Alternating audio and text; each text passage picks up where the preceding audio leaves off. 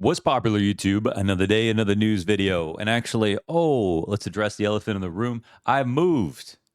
We're in a new office. I'm a little bit worried about it getting a bit echoey in here, but yes, I have moved, and that's why I haven't been uploading. It's not because I'm lazy. It's not because I'm slow. It's not because I'm demotivated. It's because I was busy as hell setting up this new office and framed all the Melee posters that you guys have seen in the past. Put up the 100K YouTube plaque that you guys got for me, and some very special merchandise, including Launders Land a sticker that was supposed to be 6 feet or 11 feet big during Launders Land. Okay. And before I forget, actually, because it's actually my birthday too, Ace Zone have introduced a new special code for 34% off of the Wired Aspires. 34% off because I just turned 34 on Ace Zone. Code Launders, okay, for the best CS2 headphones in the market. Nothing beats them. Go ahead and celebrate my birthday by getting yourself something nice, huh? Why don't we hop in to the news, because we've got a few things that are pretty cool today to talk about. One is that Cloud9 have settled on their roster finally. So we're talking about Icy in this photo. We're talking about Heavy God. We're talking about Inters. And of course, Cloud9 started off with this lineup: Perfecto, Hobbit, Boomich, Axal, and Electronic as a way back into the scene with like a banger lineup that was supposed to work. And of course, as you can see, this lineup never ended up getting that IGL and Opera at the same time, apart from having Electronic calling. But the best version of the lineup was when they brought Boomich in, unfortunately, to replace Shiro. And that never ended up working out because, well, you needed Shiro. As we can see from Spirit, he actually does a whole lot. So we've got an interesting article here from HLTV talking about this new lineup and their composition. And the introduction of Heavy God to this team is quite interesting because he has been a outstanding prospect on OG. I think a lot of us, when I'm casting, I'm always like, Heavy God whenever he does something good. And that's a lot of times a game because he is really, really strong. So this is actually kind of an interesting lineup. Cloud9 may have cooked here, if you will. Icy, this was a bit of a controversy because Icy was scrimming with Cloud9 secretly, and I don't know if there's an ESIC ruling saying that there's some issue with him now going on to Cloud9, but for the time being, he's on the roster, and he is going to be opting for this lineup. So yeah, the lineup's got, it looks on paper, we got a lot of good on paper lineups that don't work out. But this one maybe is like a sleeper roster, and it's not one that's going to be overhyped. So interestingly enough, sometimes composition, I want to say, is king, but you still need the star IGL, you still need the star players, but sometimes those stars appear when you have the right composition around them. So it's one of those catch-22 type of situations where it's hard to say if something is going to work, even though, the past would tell you certain lineups should. So we're looking out for Cloud9 as we move on to our next piece of news, which is that CS2 has decided to make Catwalk self-boostable, okay? So all the time in history, I don't know if you can see it right here, but the box on the very far right, to do the fast boost would be where you stood, and then your teammate would be by the wall, and then you would jump up, but you needed your teammate to do the boost properly. And some people will say, "What the hell? Come on, Counter-Strike, you're making easy mode." Well, in reality, maybe that's true, but I don't think anybody's really upset about it. I haven't seen in the zeitgeist at the moment, the cultural zeitgeist around meta changes on maps and what Counter-Strike are doing. I don't see anybody mad about this self-boost getting introduced. Maybe you're one of them. If you're one of them, like, subscribe, leave a comment. Let me know what you think about it, because I think what's cool about this is that now you have way more action and retakes as you can go up and self-boost, and there is less of the walking up CT spawn, back turn to catwalk, trying to shoot a head off. Now it's a little bit more dangerous for the Ts who have planted. Now it's a bit more interesting for the Ts who can actually jump off and then jump back up onto the site if they wanted to. And I think there's just a lot of new avenues to explore, and that's always a good thing. The last major Dust2 update that Counter-Strike did a long time ago was introducing the cat plant, and that changed the meta drastically because it meant that you could go 5 players up catwalk and have a round. But in the past, where you would split long and cat just for control, and you'd plan on the site and you'd use cat, you couldn't completely game plan towards cat. And then it opened up to now you can use that as an option. So I think a change is welcome to this map because it's too stale, it's too simple, and it's too understood after all these years. So they've gone ahead and done something different here. So you can see the devs showing off their beautiful skins of choice. And yeah, I think that's really awesome. So I'm actually pretty excited about that. A change to Dust2. It's, some say, the weakest map pool ever in the history of CS and CSGO and CS2. I'd have to mirror that sentiment with Vertigo and Dust2 in the map pool at the same time. Overpass getting removed, which was a great tournament finisher. And so there needs to be something changed. If it's not going to be the maps moved out, it's got to be the maps themselves that have been edited. Okay. Moving on now to NAVI claim #1 in the world in the rankings after EWC win. So I'm going to record. I'm flying out to Copenhagen today. I know, busy life. I'm flying out to Copenhagen to get today to do for the spring or the fall groups for a blast. And so I'm going to record a NAVI video a little bit later on, like right after I'm done this video, actually, before my flight, and talk a lot more in depth about NAVI and what I think about them, because I have a lot to say and I haven't expressed it. And I think it's a nice time to do it after they actually win EWC, which I think is awesome. I mean, we had a deep run at London. They made it to grand finals, even though they got stomped in the end. They still made a very solid run. They beat a lot of good teams recently. And yes, the format at EWC was not interesting, but they won all their games in best of threes versus very strong teams. So this Navi got something to say about it. I'll that'll be coming out next week though, because that one's going to Big John for the edit. Okay. So yeah, we'll talk a little bit more about that. But congratulations to Navi for getting #1 in the world and winning EWC. Snacks said, I shut down a little bit on Inferno. This was actually in the final of EWC where they played against Navi. And you know what? I've got a lot to say about G2 as well. And I'll maybe make a video about that. I don't want to put it all in here because last video I made was on Liquid and G2 and I had so many thoughts. So I maybe don't want to waste in the middle of a news video. But I will say it was a good tournament run. It was. They obviously... I think the most impressive part for me was Malbs. I think when it comes to Snacks, I was actually, I think there were some good rounds as an individual. I think there were some good, I mean, it's not like every game was good overall, even though the team won. And in terms of the calling, I don't want to put too much criticism on Snacks or give him too much credit at the same time, because I'm just not sure. We'll see the longevity.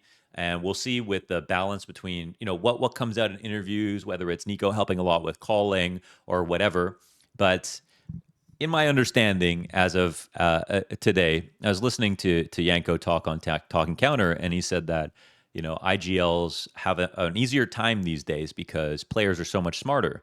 So to me, what that means is that the, you know, system in place since G2 started winning tournaments that obviously Hooksy was the caller for, set G2 up to get into a position where they could win Dallas with Nico calling. It's not that Nico couldn't have won that event calling without that system in place, but it is to say you can't simply cut that one head off of the Hydra and everything falls apart these days. And I want to give Hooksy some credit for setting up a system that G2 could run with. Now, I will leave it open to say that if G2 continue to play well and they show they can adapt, get to the top, stay on top, maybe even close out a tournament, then I would be more willing to give full credit to this new lineup and everything that they're doing. And I think the real tests are to come. But getting second place, while it is a good result, if they don't win a tournament and they don't win any of the big ones coming up, no one will ever remember second place at EWC with the flawed format, with, you know, not the same stature as a Cologne Cato, or, you know, anything like that, with the crowd or whatever. The prestige of the tournament is just not there. So if they won it, then it would be a nice compliment to future events that they win. So, I mean, I guess I could say cautiously optimistic at the moment. Then I would say the one thing that I think I'll probably I'll probably be most surprised by is how good Malbs was at this event through and through. I think I was most concerned because I'm cheering for Malbs, obviously, as a North American, but it was pure X factor when it came to his opening entries on T side. And I think I focused a lot on talking about the CT role disparities, and there was role clashes on every map on both sides. And there was even moments in this tournament where I heard from Malbs that he said that he he was going to be the CT anchor and that Hunter was going to give him a bit more space, and then allegedly he was going to be playing like mid on Ancient. But then at EWC, Hunter was playing mid on Ancient, and so I was concerned again. There's still some stuff that's developing, some stuff that we'll watch for, but as with anybody, one tournament doesn't mean anything just yet, and they know they've still got stuff to prove. But hey, cautiously optimistic. I think it was a good debut, but I'll also say that I think the PETA tweet was the most interesting, where he said, "Good at first, then slowly gets worse, then roster move in 6 months." We'll see if that ends up being the case, or if this team is truly going to beat the odds and actually work straight off. So, okay. And one thing in defense of Snacks for sure is that even though people took offense to me calling him a tier 2 IGL, even though they can't argue that Gamer Legion weren't a tier 2 team, it's not actually an insult, it's just the truth. He has much better players now, right? So the one awkward part about this run, however, was that Monacy had his weirdest event maybe since joining G2 and playing under Alexi and learning how to play tier 1 Counter-Strike. The only time I've ever really criticized Monacy was when he was playing, I want to say under Alexi, but I don't want to say it's Alexi's fault at all. It was when he just joined Tier 1, played for G2 with Alexi, and he was extremely vanilla with the way that he approached each round. He was sitting on angles for a long time. I can remember in my head the amount of times I watched him play Inferno, and he'd sit behind the boiler pillar, the lane pillar, and try to take that fight, and would be there round after round. And since then, he's not that player at all. He's one of the most dynamic, most interesting, best in the clutch, well-rounded top player in the world. This event, however, was very weird, okay? And again, I don't want to give too much criticism or praise to Snacks for anything that happens at the moment, but I will say if that's something that continues, then we'll wonder, is it that Hooksy really taught Monacy and set him up so well that he flourished a lot because of him, or if it's something else. But as far as we could see, weird decisions coming out of Monacy, and I don't really want to blame anybody else for that right now. There was a round on Ancient where it's just like the micro decision making that Monacy's making that I sort of was like, no one told you to do that, so how come you did it? Where is the Monacy that we know from the first half of the year? So what do you think about the new G2? And do you think second place at EWC qualifies G2 as the best team in the world? You let me know. Okay, here is Imma on Navi. I was just checking out his performance at the Esports World Cup because he did have a better event overall. And I think that especially when it came to, as the tournament ramped up and versus teams like Mouse and G2, which are very, very important teams to show that you can play well versus FaZe as well. I mean, this run is very, very legit. He did step up. He did step up. So, back at the major, and I'll talk about that in the video more later, Imma had his worst event of the year, his worst event since joining G2, since joining Navi, in fact. And somehow they ended up winning this. This is one of the biggest reasons that I was so doubtful that Navi could continue to prosper. But he himself has improved, which is very good to see because, again, he's not just any player. He's playing roles that that require you to frag. And now he's actually fragging in those positions. So, yeah, that's good progress for Imma. Okay, some funny news. Well, CS2, CS2 News has reported that Boomage says before 2021, Navi promised to hugely increase his salary if he lost 10 kg weight. The organization was ready to do anything as it was very harmful to his health. Apparently, this had a lot to do with Blade because, as I'll talk about in a second, this isn't the first time that's been brought up. Navi hired a nutritionist, a fitness trainer. They did yoga, exercised every day, and a boot camp had a hardcore mode, which is just, what is hardcore mode? What is hardcore mode? Hardcore mode, no sugar drinks, 100 push-ups before breakfast. Um, I don't know. Like 3 Soylents a day. What is hardcore mode? That's what we want to know. Kirill's diet was greatly restricted, and 80% kitchen, 20% gym. Okay, so the nutritionist and the eating less, of course, probably could help. There's obviously some maybe other health concerns that he had that made it harder for him to lose weight. But in general, I think if it is just Navi worried about his health, that's good that well, he's looking good now. He's looking a lot better. For what it's worth, he is looking a lot better. So the funny thing was, there's this older one, okay, where Blade in 2014 was mad at Flamey because and removed Flamey from his friends list on Steam and everywhere, saying he would add me back if I lose my fat. Blade does not like girth. I did send him a pic where I lost 90, where I weighed 90 kg, and he added me back.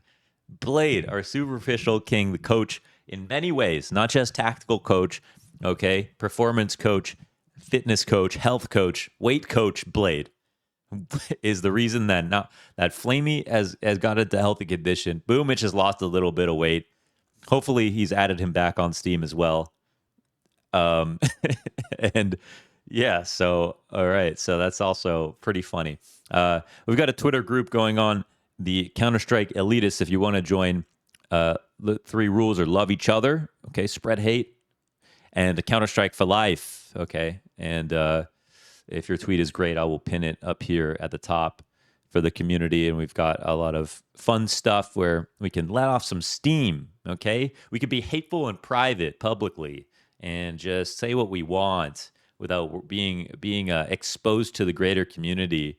And you know what I mean? You don't want when your tweet loses orbit and then people start replying to you don't even know. No, we don't have to have that. Come to the Counter-Strike Elitists and speak your mind, okay? Let that valve loose. Let some steam off in the Counter-Strike Elitist group. Come on and join. All right. So we had an esports tournament in my house, India, $300,000. Skyesports championships, okay? People were complaining because everyone has different PCs. These ungrateful motherfuckers are complaining about variety. Samsung 240 hertz monitors. People are wondering what's wrong with that. Well, you need to have standard issue monitors, meaning BenQ, Asus, so that all the pros who play all the tournaments around the world have consistency. It's not the 240 hertz is the problem. It's actually the Samsung, even though they have the same monitors. You'll understand if you use different brands, many different brands. You need to be able to have consistent settings, the brightness, the saturation. Everything needs to feel the same naturally. It makes sense. It makes it easier. You need to have standardization. So, yeah, a big problem at this event where they had apparently losing electricity. They had lost lights. They had fingernails on the desk. I don't know how that happened. I don't know what's going on here, but they had some really dusty ass desks going on. And well, the tournament still continued, but it's actually BetBoom who decided to withdraw. BetBoom have withdrawn from the tournaments due to poor conditions. But it's not all bad. It's not all doom and gloom, because apparently in India, Crad says the conditions really got better. It became playable. The FPS, the table, and the monitors improved in India. The FPS is going up in India. Okay? So that's a positive. That is a positive, that there is more FPS in India. So I think that's all we got for the news right now. Some funny stuff happening over in India. Me moving to a new place. Me flying to Copenhagen. It's my birthday. And I will also be doing the Navi video, which everyone's been waiting for, in just a few minutes to get everyone back up to speed. So yes, I'm alive. I'm here. I'm still thinking about Counter-Strike every day. I'm still watching everything. All right. I'm not lounging around watching Skibidi Toilet videos on TikTok. I don't even have that app installed. All right. I don't even have that app installed. So yeah, I hope you guys have had a fantastic summer so far. I hope you guys are keeping well. I hope your family, your relationships are all in a good place. I am grateful that mine are at the moment, and I'm very excited to kick off season 2 of Counter-Strike 2. So let's do it together. Let's keep it going. Navi video coming up, and then we'll do some news. And I also had, and I guess I can kind of announce this. I'm gonna have like a player profile of myself. Tom and the crew flew into Toronto, got to show them around the city, bring them to all my favorite spots, had all the people I love in the video. And yeah, so you get to learn more about me being a rapscallion in Toronto growing up, and then eventually getting into Counter-Strike, where I started and how I got here. Okay. So yeah, thanks for watching. I'll see you in the next video. Take care of yourselves. And also, boxermovement.club, Boxer Betting Club. Everything in the collection is still on the store. This shirt is so hard. And we're going to aim to restock the hats, which keeps selling out instantly on the Movement Club as well. And if you're Canadian, free shipping to Canada. Free shipping to Canada. That's peak racism.